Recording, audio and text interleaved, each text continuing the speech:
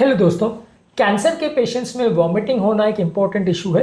Cancer के patients में दवा की वजह से, रेडिएशन की वजह से और बहुत सारे कारणों से वॉमिटिंग या उल्टी होती रहती है, उल्टी जैसा लगता है। इनफैक्ट कैंसर के पेशेंट्स में सबसे बड़ी प्रॉब्लम्स अगर किसी को माने तो ये वॉमिटिंग का इशू रहता है।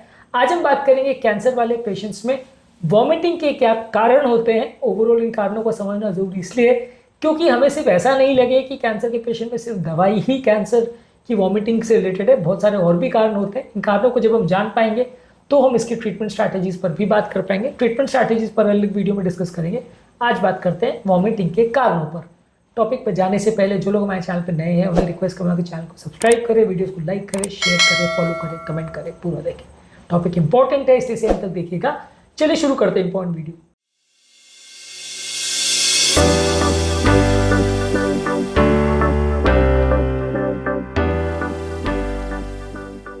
सबसे पहले कीमोथेरेपी यानी कैंसर की जो दवाई देते हैं उससे कई तरह की नौजिया वॉमिटिंग होती है। इसको कैंसर इंड्यूस्ड नौजिया वॉमिटिंग यानी CINV बोलते हैं। ये 5 तरीके का होता है। एक होता है अक्यूट CINV यानी कैंसर की कीमोथेरेपी देने के 24 घंटे के अंदर अगर किसी को नौजिया वॉमिटिंग होता है तो उसको अक्यूट बोलते हैं। एक होता है डिलेड जो कि 24 घंटे के बाद चालू होता है और कई दिनों तक चलता है, यानी कीमोथेरेपी देने के 24 घंटे के बाद चालू होकर लंबा चलता है, स्लो होता है, इसको डिलेड बोलते हैं। एक होता है एंटीसिपेटरी, जब कीमोथेरेपी की दवा को देखने के बाद, उनके बारे में सोचने के बाद या उनके एंटीसिपेशन में वो लगने वाली है, इससे ही आपको उल्टी चालू हो जाती है तो इसको एंटीसिपेटरी CINV बोलते हैं। एक होता है ब्रेक थ्रू CINV जिसमें कैंसर के पेशेंट को दवा देने के बावजूद भी नौजिया वॉमिटिंग होता रहता है, यानी कि जितना भी आप दवा दे दो वो रिस्पॉन्ड नहीं करता है, इसको ब्रेक थ्रू CINV बोलते हैं। एक होता है रिफ्रैक्टरी CINV जो बहुत ज्यादा अग्रेसिव कीमोथेरेपी देने के बावजूद भी कंट्रोल नहीं कर पाते, तो ये अग्रेसिव रिफ्रैक्टरी CINV इसको बोलते हैं। इसके अलावा रेडिएशन थेरेपी जब आप देते हैं, खासकर अगर पेट पर देते हैं, पेल्विस में और ब्रेन में देते हैं, तो इस तरह के पेशेंट्स में भी जो वॉमिटिंग का ट्रिगर जोन है वो एक्टिवेट होता है और उसको भी वॉमिटिंग होती है। यानी सिर्फ कीमोथेरेपी से नहीं, रेडिएशन थेरेपी से भी होता है।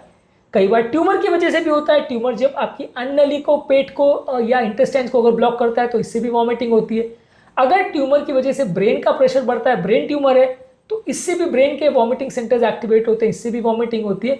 और जब ट्यूमर लिवर का होता है या लिवर में फैल जाता है तो लिवर के डैमेज की वजह से, लिवर का डिस्फंक्शन जब होता है या मेटाबॉलिक डिस्टर्बेंस जब होता है तो इससे भी लोगों को वॉमिटिंग होती है।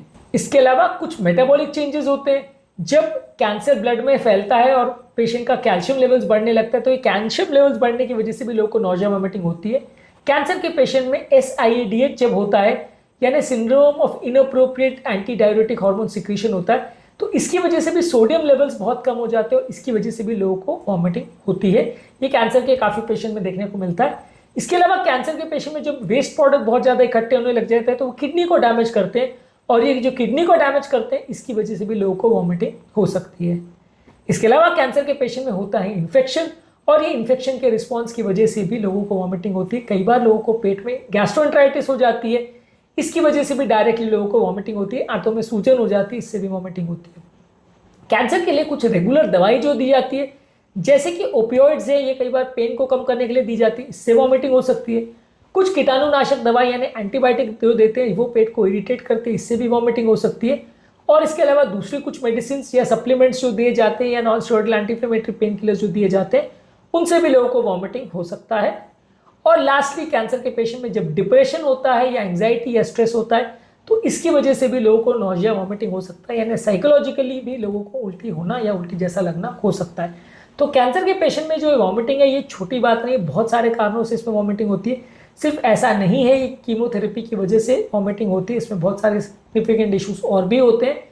कैंसर की वॉमिटिंग के थेरेपी पर और इसके क्या कॉन्सिक्वेंसेज या इससे क्या दुष्प्रभाव होते हैं इस पर हम एक अलग वीडियो करेंगे। आज का टॉपिक सिर्फ कैंसर के वॉमिटिंग रिलेटेड कॉजेज पर था। उम्मीद करूंगा कि आज के टॉपिक में कुछ नई बातें जानने को मिली होगी। वॉमिटिंग्स के लिए टिप्स पर और वॉमिटिंग्स के लिए दवाइयों पर अलग अलग हमने वीडियोस किए, इनको जरूर चेकआउट करें।